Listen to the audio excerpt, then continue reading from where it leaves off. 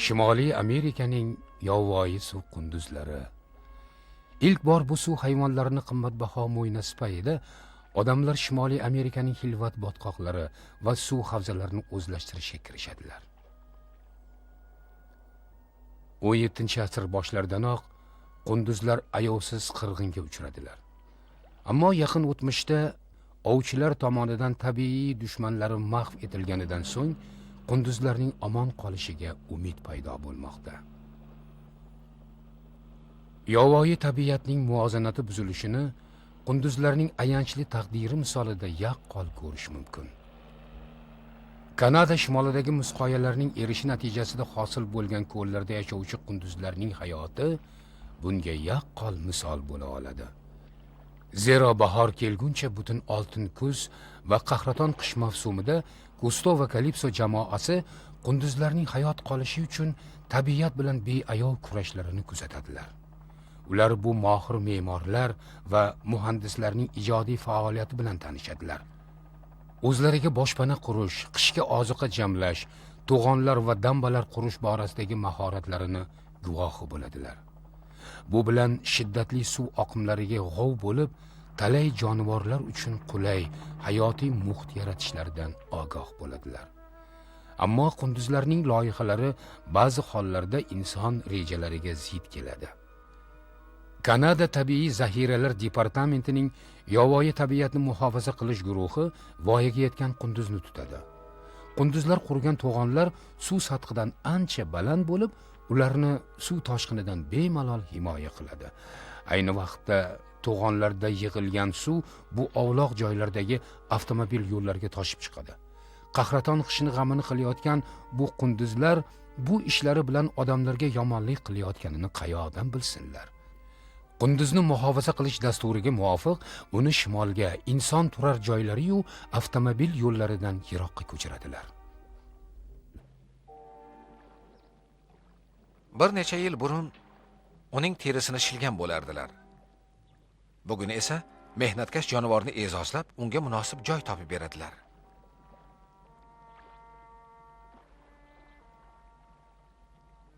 Ko'ryapsizmi?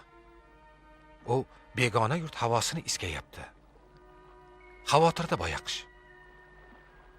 Zero u ayozli kunlar boshlanmasdan o'ziga boshpana qurib ulgurishi zarur. Aks holda halok bo'lishi mumkin.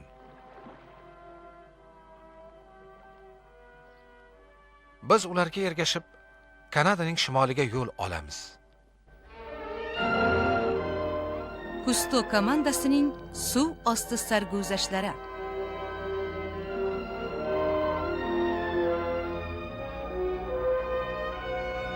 Rejissyor Filip Gusto.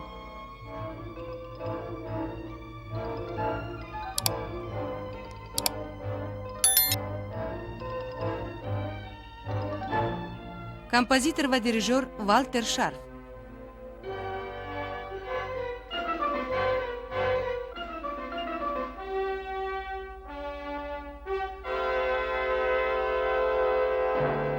Prodyuserlar Jacques-Yves Cousteau va Marshall Flom.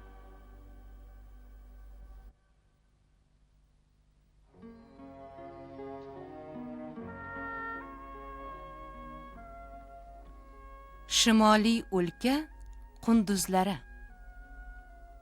Qunduzlarning shimoliy o'lkadagi hayotini o'rganish uchun komandamiz La Roche ko'lini tark etib, yuqori Saskatchewan daryo va ko'llariga yo'l oldi. Qanotimiz ostida yo'l anqoning urug'i. Qayoqqa qaramang, o'rmonlar ichida o'ziga yo'l topgan daryo o'zanlari-yu, ko'llar, ko'chirib keltirilgan qunduzlar saltanatini kuzatasiz xolos. Tadqiqotchilar olis Foster ko'li sohilida boshpana qurish niyatidalar. Amerika loslari allaqachon shoxlarini tashlab ulgurganlar. Hademay bahorda ular qaytadan o'sib chiqadi.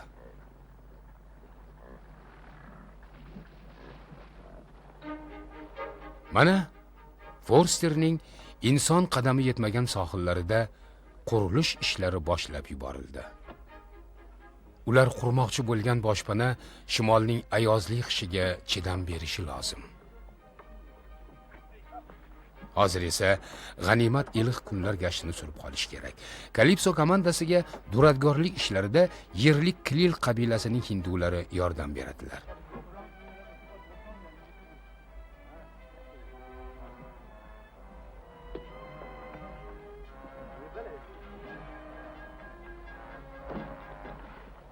Uyga birinchi bo'lib Irlandiya settori Hindu laqabli it qadam qo'yadi.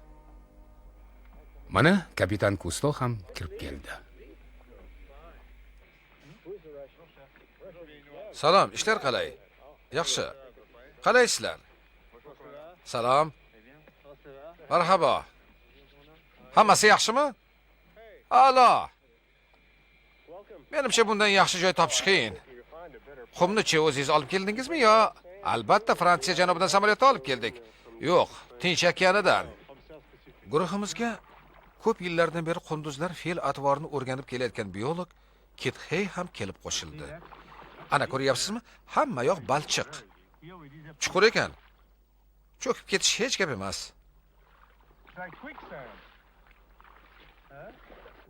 Hey, ikkimiz qunduzlar barpo etgan biqillab turgan botqoq bo'ylab boryapmiz. Biqillab turgan qumga o'xshaydi. Ha. Bir pasda yutib yuborishi hech gap emas.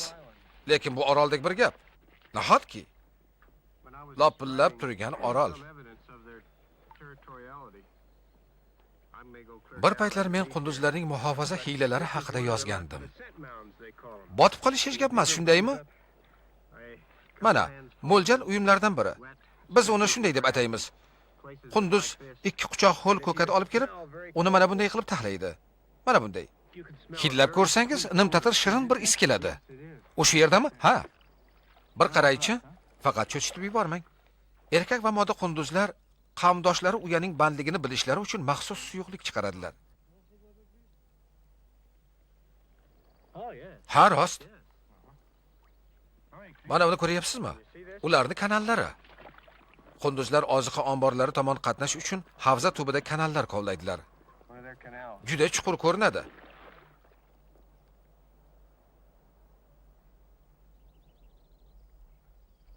Qay tomonga ketgan? Yer ostigami yoki avval yer ostiga, keyin yuqorida butazor yoki tolzorga. Qaznog'iga yetguncha o'zini yirtqichlardan himoya qilish kerak-ku. Odatda qunduzlar botqoqlarda o'sgan qayin va ansollarning nihollari bilan oziqlanadilar.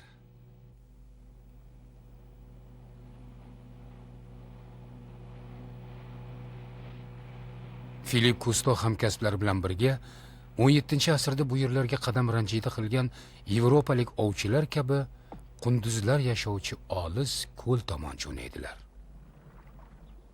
Inson Shimoliy Amerika tuprog'iga qadam qo'yishi bilanoq qunduzlarning qimmatbaho mo'ynasi deb uning eng katta kushandasiga aylanadi. Nafaqat mo'ynasi, muattar hid chiqaruvchi bezlari ham ularning boshiga balo bo'ladi. Zero Yunonlar ularni sanchiq, tutqanoq kabi talay dardlarga davo deb hisoblaganlar.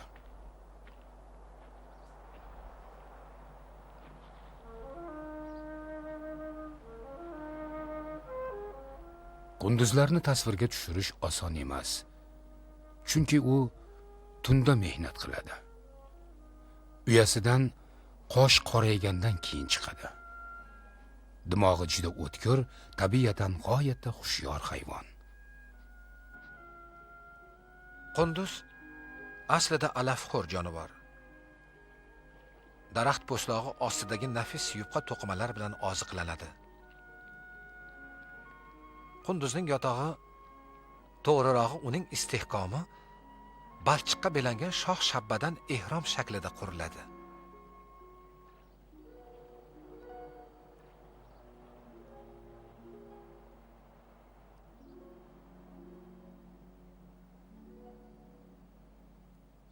Mana bu uyning yemakxonasi suv sathidan balandda. Uning eshigi esa suv ostida. Kamida 4 fut chuqurlikda. Uya yoniga qishki nasiba ovqat suv tubidan to yuzagacha sarjin qilib taxlab qo'yilgan. to'yimli butalarni omborga yosh qunduzlar tashiydilar.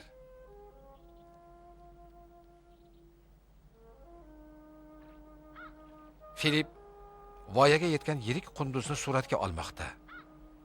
Qish arafasida o'z turar joyini mustahkamlash niyatida loy tashib kelyapti. Hadamay suv muzlaydi va qunduzlar oziq-ovqatga muz ostidan qatnaydilar. Qishda ular novdalarni o'zlarining suv betiga qulay yemekxonalarga keltirib tanovul qiladilar. Qunduzlar tong otguncha tin olmay mehnat qiladilar. Kech-kuz ular uchun eng qizg'in palla. Qalin muz qatlami ostida bemalol harakat qilish uchun to'g'on xodalar yordamida yanada ko'tarilish kerak. Qunduzlar qurgan to'g'onlar suv toshqiniga ham sababchi bo'lishi mumkin. Odamlar esa bunga qarshi chora ko'rishga majbur bo'ladilar.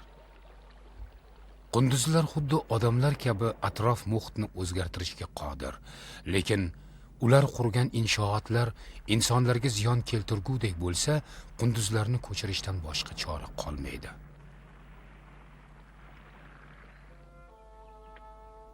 Mana yomon niyatli quruvchilar endi qo'lga tushdilar va badarg'a etiladilar. Qoidaga binoan qunduzlar katta yo'llarga 100 mil nariga joylashtiriladi. Bordi-yu bu tadbir paysalga solinsa, majburlab ko'chirilgan qunduzlarning halok bo'lishi muqarrar. Nahotki u 1 yoshga kirgan bo'lsa, iyunda 1 yoshga to'lgan. Bu yerda ular oila bo'lib yasharmikan? Ehtimol, yosh oila bo'lishi ham mumkin. Erkak bilan modaning farqiga borasanmi? Yo'q, bu juda qiyin. Filipga 2 nafar qunduzni otaliqqa olishga ijozat berildi. Qish eshik qoqmoqda. Ular o'zlariga yangi uy-joy qurib ulgurishlariga ko'zimiz yetmaydi.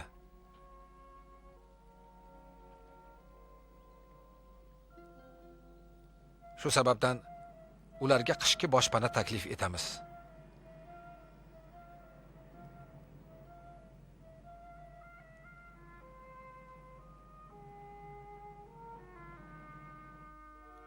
Qunduzlar Foster ko'lida biz bilan birga qoladilar.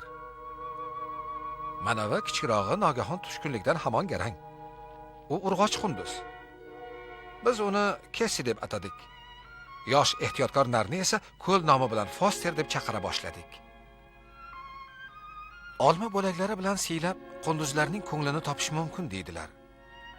Buni sinab ko'ramiz.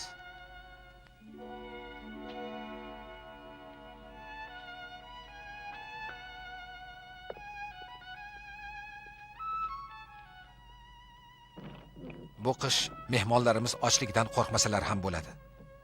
Lekin omon qolish uchun ular inson rayiga qarab yashashlariga to'g'ri keladi.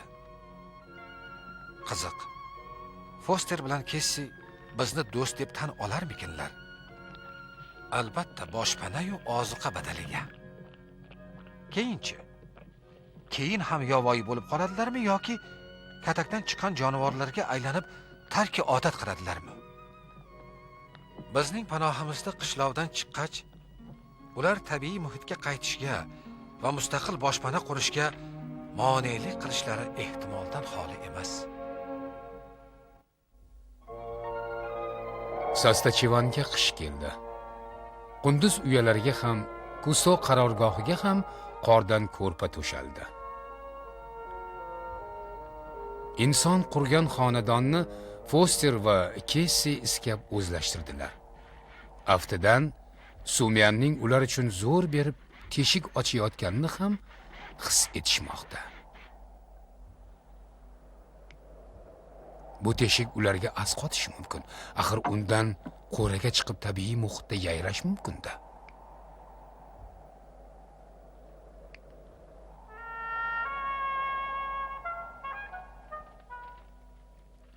Qafas eshigi ochiladi.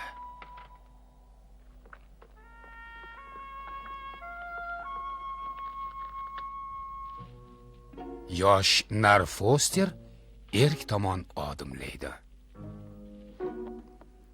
Foster uyni ehtiyotlik bilan kesib chiqadi.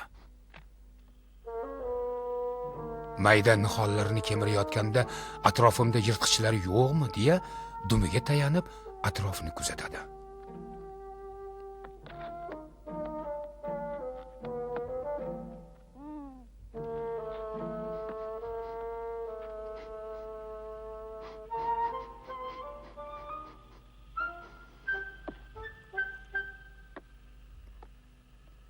Bu yerda ham dumi uni joniga oro kiradi.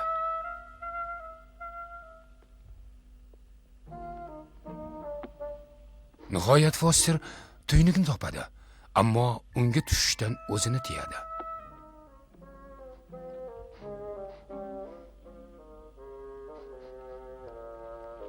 Yaxshisi o'ziga tanish burchagida jim biqinib yotgani, tanish katakka qaytgani ma'qul. Uzoq qishda asqatadigan libos. Zerikib qolmasligimiz uchun hindular ovchisi bizga Zumrasha degan mushukchani sovg'a qildi.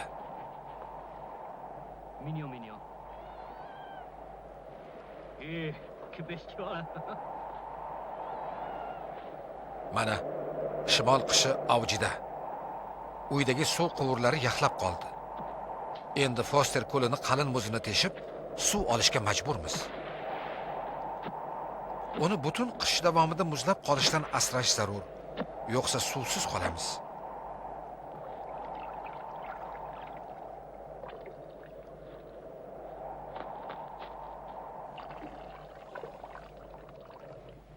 Bo'ron tinishi bilan komanda havoga parvoz qiladi.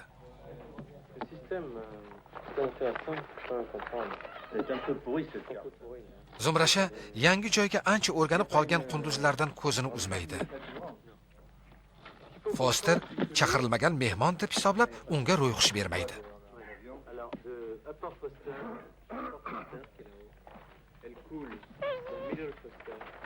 Bernard Delamon ko'l yoqasidagi qunduz uyalarining loyihasini chizadi. Zumrasha Foster bilan o'ynamoqchi bo'ladi, ammo harakatlari zoya ketadi. Lekin u tishlari bilan daraxt qulatishga qodir hayvondan tab tortmay, o'z ishini davom ettiradi.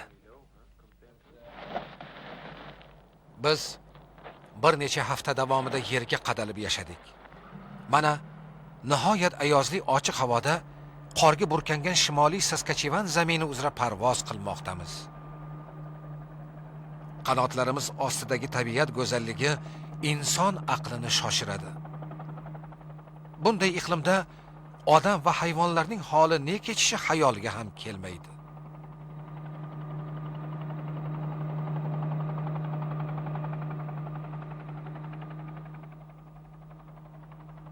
Yolg'iz los qor uyumlari oralab biron yegulik ilinjida daydib yuribdi.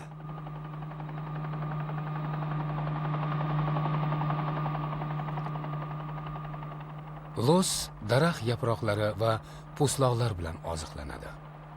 Suv ko'katlari esa joni dili. Lekin ko'klamgacha parhez qilishga mahkum. Unga yordam berish niyatida odamlar havodan pichan tashlaydilar. Och qolgan jonivor qishda bo'rilarga yem bo'lishi aniq.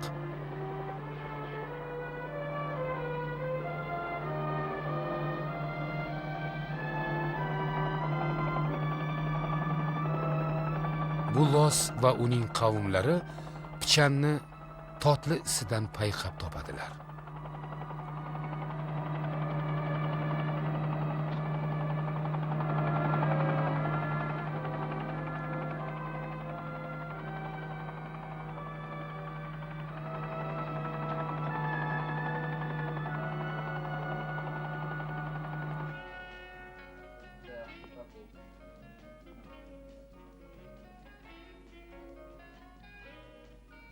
Qunduzlar ular bilan yonma-yon yashayotgan odamlarga chidasalar ham, Zumrashaning nayranglari ularni xashiga tegadi.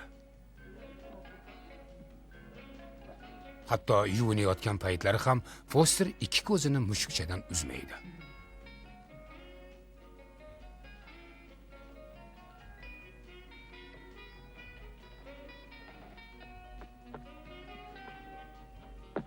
Kichkina Kessi esa Zumrashadan qo'rqadi. Shunday bo'lgach, bir burchakka biqinib o'tirgani ma'qul.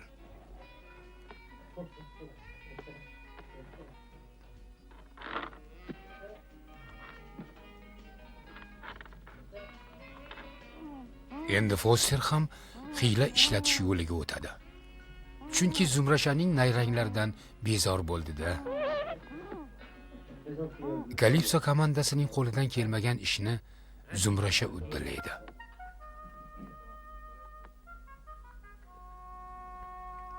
O'yinqaroq mushukdan qutulish uchun Foster shtobgacha qayrilib qaramagan teshikka tushib ketadi.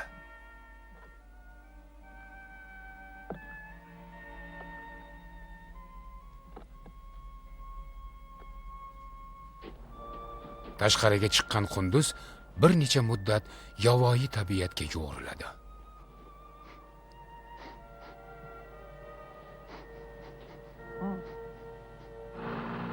Bu o'rtada ayrochanada pichan sochish davom etadi.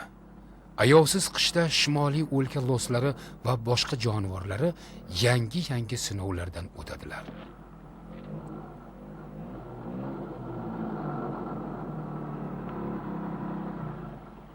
O'zanlarning birida Evan bilan Delmot bitta qunduzni ko'radilar.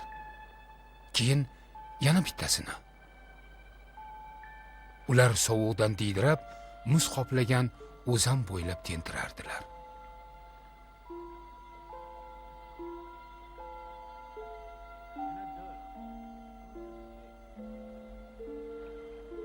Odatda qunduzlar yurak betlab muzga oyoq qo'ymaydilar. Lekin bu balog'at yoshdagi jonivorlar o'ta kech ko'chirilgan. Bu yoqlarning qahraton qishidan eson-omon chiqish uchun o'zlariga boshpana qurib ulgurmagan chog'i. Qish chillasida boshpanasiz qolgan qunduz jonidan umidini uzishi mumkin. Och jonivorlar biron yemish dardida katta masofalarni bosib o'tadilar.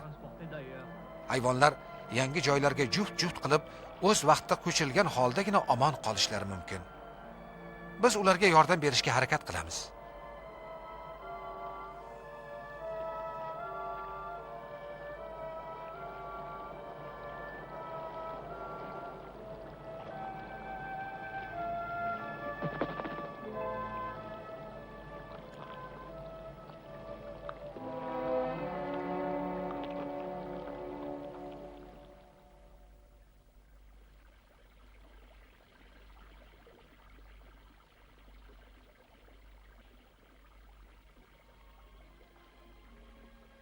Uyimiz derazasidan o'zan bo'ylab kezib yurgan ikki notavon qunduzni ko'rib turibmiz.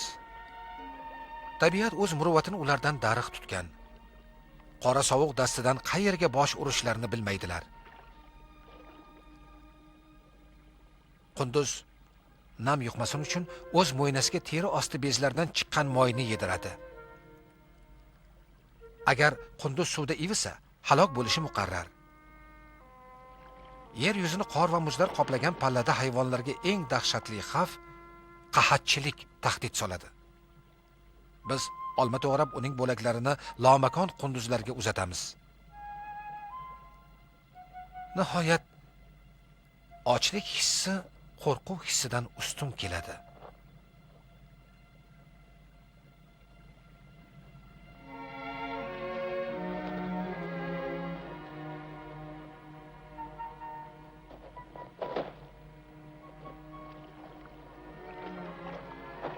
Ko'zdan qochirmaguncha ularni baholi qudrat boqamiz. Boshqa qavmdoshlari band etgan uyalarga ular kira olmaydilar. Zero qunduz zoti begonalarni xushlamaydi. Ammo falakning gardishi bilan bular ham o'zlariga yarasha boshpana topib, uni obod etsalar ajab emas.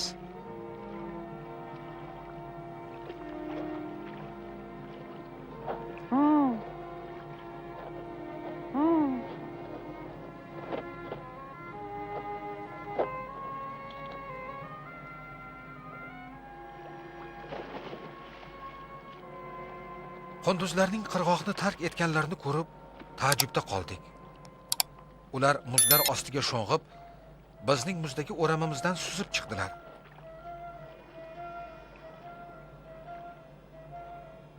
Fransua Sharle ularni tasvirga ola boshladi. Ular tabiat qonuniyatlarini inkor etib, suv ostida rosa 120 yard suzganlar. Ularni tutish, xonadonimizga olib kirishning iloji yo'qligi alam qiladi. Bunday tadbir hududiy ziddiyatlarni keltirib chiqargan bo'lar edi. Pixini yorgan bu qunduzlar norasida Foster va Kessiga ziyon zahmat yetkazishlari hech gap emas. Boshqacha yordam vositasini topish kerak.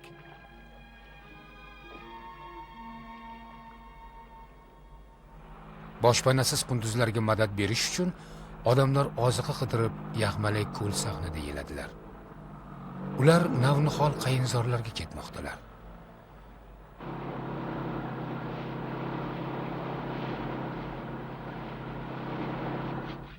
Kuzgi xazon to'kilib bo'lgandan keyin qunduzlarning sevimli daraxtlari qobig'i ostida oziqaviy moddalar to'planadi.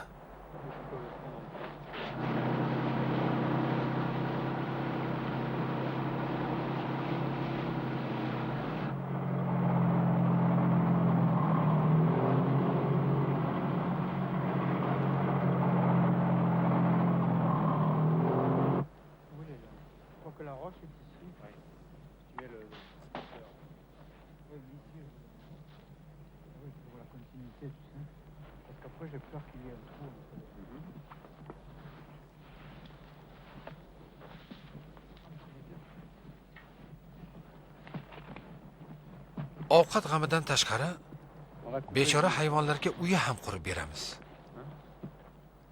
Inson qo'li bilan yasalgan uyaga aldab kiritish uchun uning ichiga quruq xashak va olma bo'laklari tashlaymiz.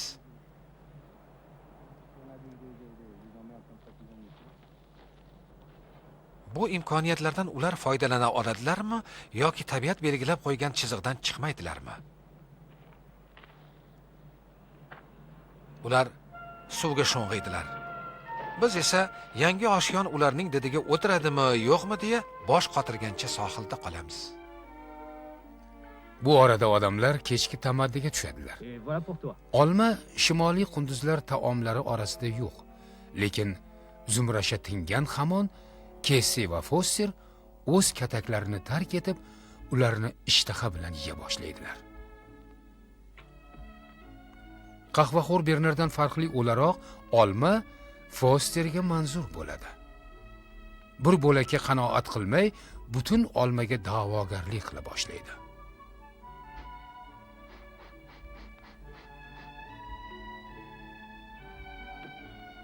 Mana shu zaylda olmalarimizning barakasi uchib keta boshladi.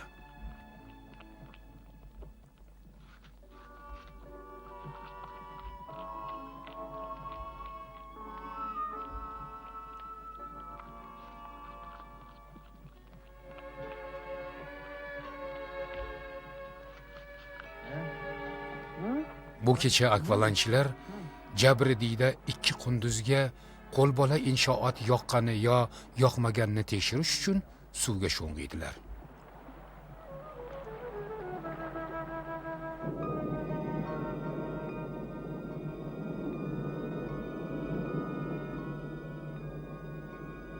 Ajabo, akvalanchilar uyada 2 katta qunduz o'rnida bitta kichkintoy qunduzni ko'radilar. O'z oilasidan ajrab qolgan bo'lsa kerak. Yosh jonivorlar bunday sinoatlarga ko'p uchraydilar.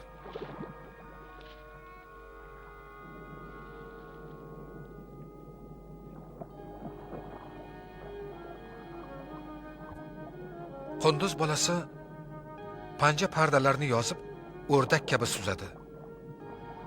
Daspanjalarni hafsala bilan eshib, yapaloq dumi yordamida bir maqomda harakatlanadi.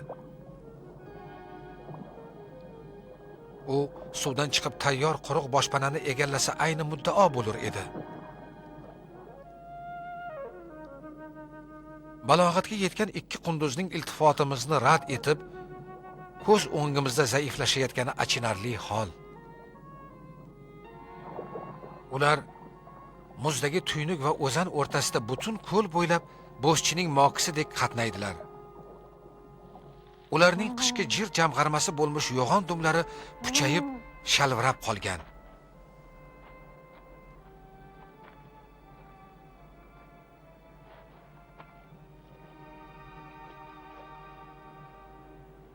Sharle ularni suratga tushiradi.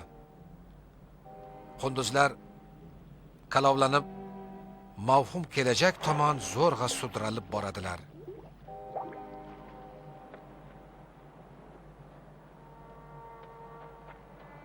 Ularning sovuqdan saqlovchi yungi muzlay boshlagan. Aftidan qunduzlar endi uni yalab yurqaydigan ahvolda emaslar.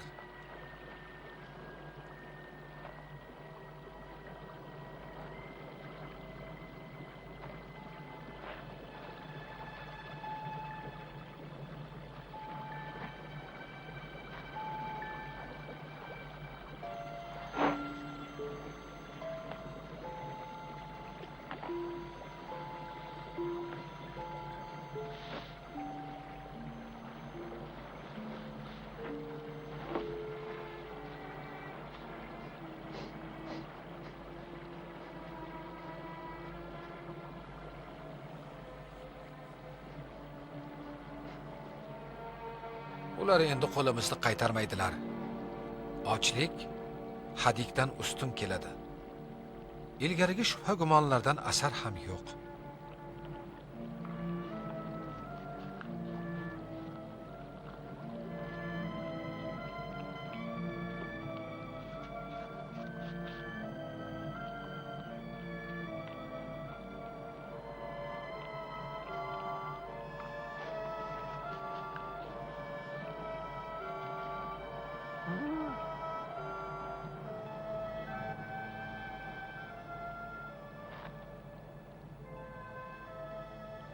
Qunduzlar yana safarga otlanadilar.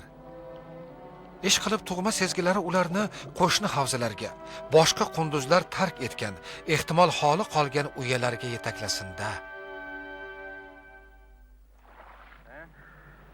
Shimoliy Saskachevanda havo harorati yanada pasayib, -55 darajaga yetadi. Darbatar ikki qunduz bir necha kundan beri na o'zanda va na uy atrofida qorasini ko'rsatadi. Akvalanchilar ko'ldagi uya yonidagi tuynikka sho'ng'iydilar. Qunduzlar holidan xabar olish zarur.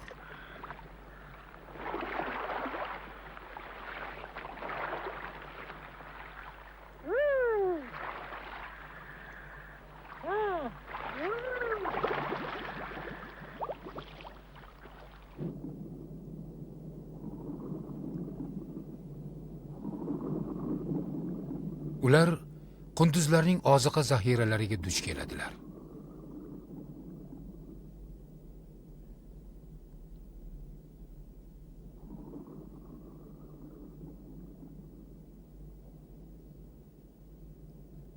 Bir qarish butoq yaqindagina kemirilganga o'xshaydi.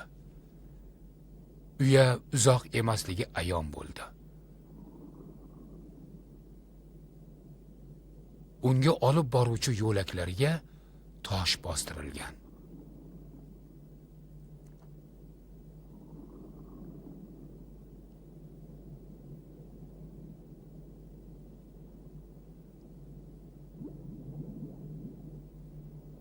Biroq uyada tirik jon yo'q. Nazariy jihatdan qaraganda qunduzlar keskir tishlari bilan muzni o'yishga qodir, lekin muz qatlami shunday baquvvatki, ularni kemirish amri mahol.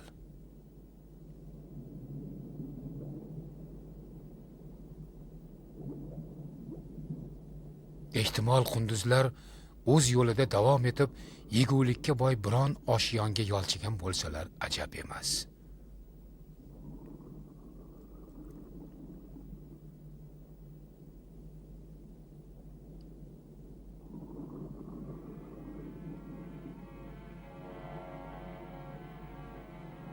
Nihoyat 8 oy quturgan qish bahorga o'rin bera boshlaydi. Qunduzlar zindonlaridan chiqadilar va birinchi suv osti oviga sho'ng'iydilar. Nasl qoldirish niyatida janublardan o'rdaklar ham qaytib kel boshlaydi. Shu yerda qishlagan qutb ukkilari esa olako'z jo'jalarini allaqachon ochib chiqqanlar.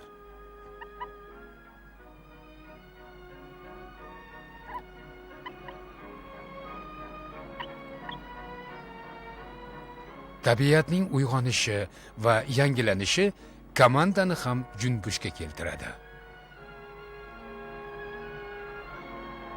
Ana, oppoq boshli burgut ham uchib keldi. Butunlay qirilib ketish yoqasida turgan burgutni ko'rgan hindular havas bilan yoho deb hayqirib yuboradilar.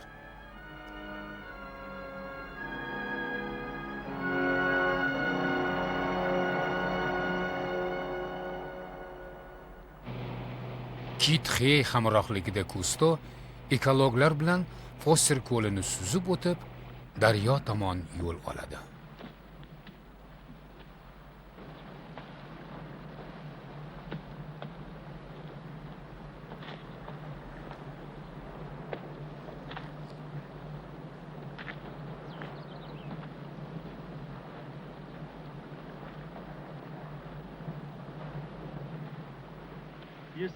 To'g'onga yaqinlashyapmiz. Now we are getting to the dam. Ho, ana o'pirilgan joyiga qarang. So you see there is a little Tuzatib qo'yishar deb bridge o'ylagan there. edik. They thought that they would repair it. This is pretty much Parvo qilmang. characteristic, I think. Bu qunduzlarning bahoriga hafsalasizligi. Spring, they are Qorlar erib, worried about suv ko'payganda ular eski to'g'onlarni ta'mirlab, always plenty of water with jon kuydirib o'tirmaydilar. snow melting. And Ko'rib you can turibsiz. see the pond is Shu very ilma-teshik full. holda ham havza lim-ma'lum. The two, bridges. Vaqt bemalol. So they've got all Oldinda butun yoz. They're in no hurry. You see that Ana bu big tarafga area qarang. over there? Ostin ustun bo'lib ketibdi. Xuddi bombardimonga uchragandek. I think all went U yerdagi butalarni qorin g'amida qunduzlar uyalariga tashib ketishgan. Nazarimda qishki zaxiralar o'sha yerda bo'lgan. Ular yo yeb bo'lingan, yo toshqinlar oqizib ketgan. Gijwa daryo qunduzlarining bir uyasiga havo tuynigi orqali mikrofon tushiradi.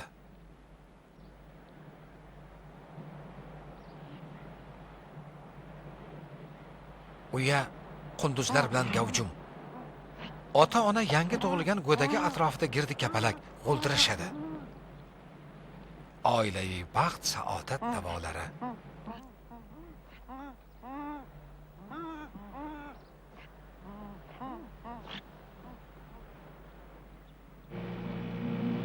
Endi Kusto komandasi ko'lning qarama-qarshi sohiliga suzib boradi. Kuzak faslida ular qunduzlarning o'sha yerlik to'dasini ko'z ostiga olib qo'ygan edilar.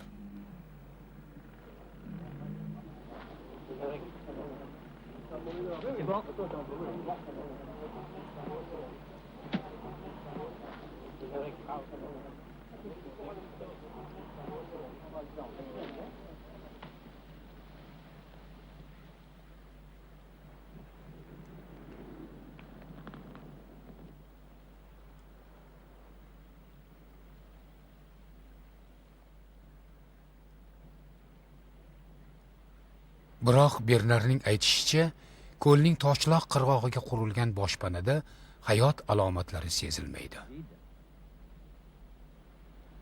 It was obviously U bo'sh shekilli.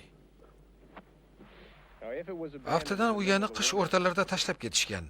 the chances that Beaver would Bu yerda oilani kun o'tkazishi qiyin. Sharoit nobob. Maslahatlashib uyani ochishga qaror qildik. Ivan bilan Bernard tuproqni kovlab, yotoqlarga ohista yaqinlashdilar. Uyani qunduzlar haqiqatdan tark etganmi, yo ular yirtqichlarga yem bo'lganmi? Biz Misr ehromining behad xazinalarini qaziyotganday arxeologlar singari qattiq hayajondamiz. Biroq odamlar butalardan yasalgan uyaga yetishlari hamono o'rtaga og'ir sukunat cho'kdi. O'lik ekan. O'lik? Bilasizmi? O'z xomcho'tlarida hayvonlar ko'p adashadilar. Qismat taqozosi shunday.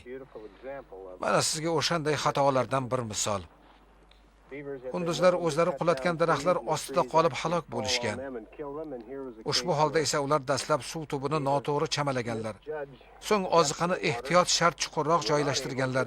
Natijada uni topa olmaganlar. Yegulik egasiga nasib etmagan. Qunduzlar qishda uxlamaydilar. Qish bo'yi oziqlanishlari kerak. Ularni ikki dushman nobud qilgan. Sovuq va ochlik. Qarang. Badanida et degan narsa yo'q. Bunisi kichkinaga o'xshaydi. Ha, 1 yashar. Narigisining yoshi kattaroq. Mana bu yoqda murg'aga. Yo'q, bu ham o'smir. O'tgan yili tug'ilgan. Mana kemirilgan buta shoxi. Oxirgi tamaddi qoldiqlari. Yo tavba. Yog'ochni qarang. Dumaloq bo'lib qopti. Bechoralar rosa och qolgan ko'rinadilar. Ha, ko'zga ilingan narsani, hatto uyaning ichki devorlarini ham g'ajishibdi. Mutlaqo ravshan. Ona bolalari bilan ochlikdan halok bo'lgan. Agar razm solsak yoki qo'lga olsak, uning qoq suyakligini ko'ramiz. Oshqozoni qup-quruq, vazni ham yo'q hisob. Voyaga yetgan moda qunduzning og'irligi 55-60 funt keladi. Buniki esa 35 funt ham kelmaydi.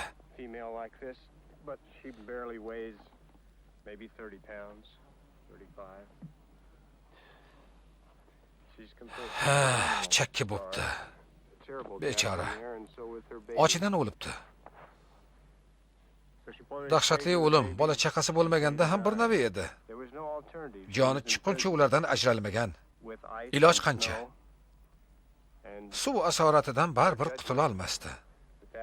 Hovuzni u tubigacha muzlaydi deb o'ylagan, yanglishgan. Oqibatda butun oila zavol topgan. Ularga najot berish hech kimning qo'lidan kelmasdi. Erkak qunduz boya biz ko'rgan to'ynukdan chiqib ketgan bo'lsa kerak. Aks holda u ham shu yerda bo'lar edi. Bu katakka tuzoq ham qo'yilmagan shekilli. Demak, oilada erkak qunduz ham bo'lgan. Aftidan u bir amallab qutulib ketgan. Biroq qayerga ketdi ekan? Qunduzlar uyani sayoz suvlarga va zarang tuproqqa qurganlar, lekin hisob-kitoblarda qo'yilgan xato ularning uyasini mozorga aylantirgan. Foster va Kessi esa qishdan eson-omon chiqdi. Tabiiy muhitga qaytishning ayni mavridi. Biroq uzoq tutqunlikdan so'ng Shinam va To'g xonadonni tark etishni balki istamaslar. Bu gal kichkina hurpak Kessi yo'l boshlaydi. Uning olis ajdodlari bo'yi 7 futdan ortiq, vazni esa 800 futga teng bo'lgan va qirg'oqda yashagan. Hozir esa ular qirg'oqda besonaqaga ko'rinadilar. Kessi ona muhitga bajonidil qaytadi.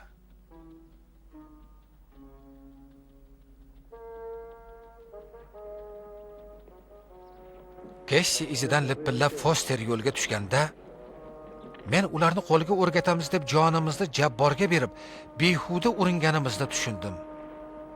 Biz ulardan o'z mehr muhabbatimizni ayamadik.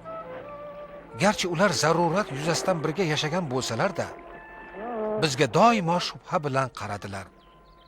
Endi esa to'lishib, ammo erkni boy berishdan cho'chiganday ozodlikka talpinadilar.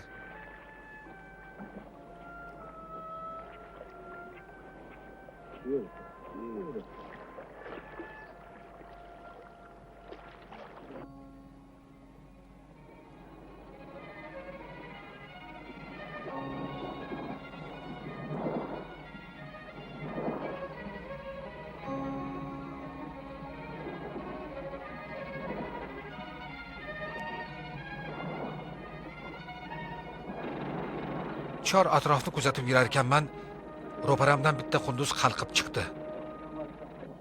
Ikkinchisi o'zini chorpoya tagiga urib, toshloq tub bag'irlab, ko'lning balchiq sohili tomon qochdi. Foster va Kessi turar joy tanlashda xatoga yo'l qo'ymaydilar. Kelasi qish boshlarida ular 3 yoshga to'ladilar va nasl orttiradilar. Ular bir-birlariga sodiq qoladilar. Bu ittifoq peshonalariga yozilgan 20 yillik umr davrida davom etadi. Foster va Kessini kuzatib, instinkt degan hissiyot qayerda-yu, tafakkur qayerda boshlanadi degan o'yga tolamiz. Bular kim to'g'onlar, uy-joylar o'zanlarning mohir bunyodkorlarimi? Fe'l-atvorlari muayyan qolipga solingan mashinalarmi yoki aql zakovati o'zgacha shakl topgan ongli mavjudotlarmi? Ha, shak shubhasiz qunduzlar jonli tabiatning eng jumboqli muammolaridan biri.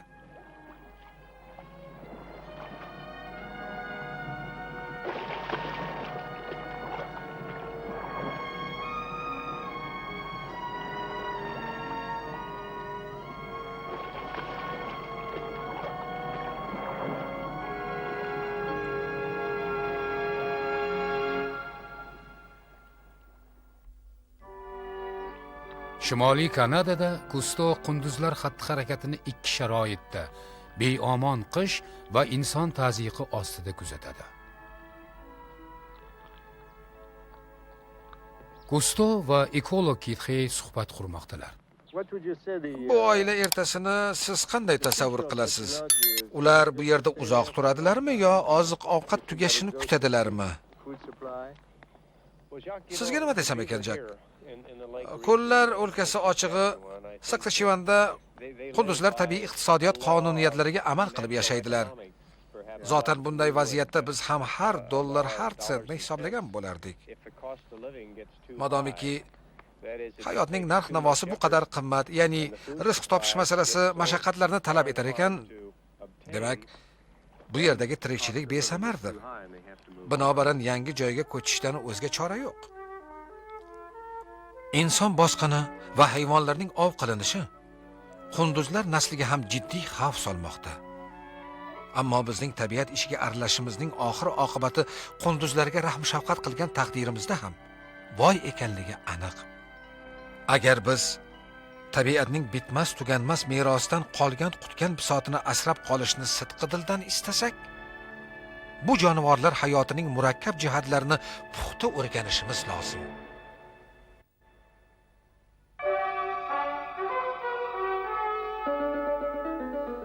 Ssenariy muallifi Endi Uayt, operatorlar Filip Kusto, Fransua Sharle. Film O'zbekiston teleradio kompaniyasi buyurtmasiga binoan O'zbek telefilm studiyasida dublyaj qilindi. Dublajda artistlardan Farhod Aminov, G'aybullo Hojiyev, Sohibjamol Turdaliyevalar qatnashdilar. Dublyaj rejissyori Yo'ldosh Abdukarimov, rejissyor yordamchisi Matyoqub Orziyev, ovoz rejissyori Erkin Qayumov, tarjimon Surayyo To'raxonova, muharrir Bahodir Abdullayev. Kusto Group korporatsiyasi mahsuloti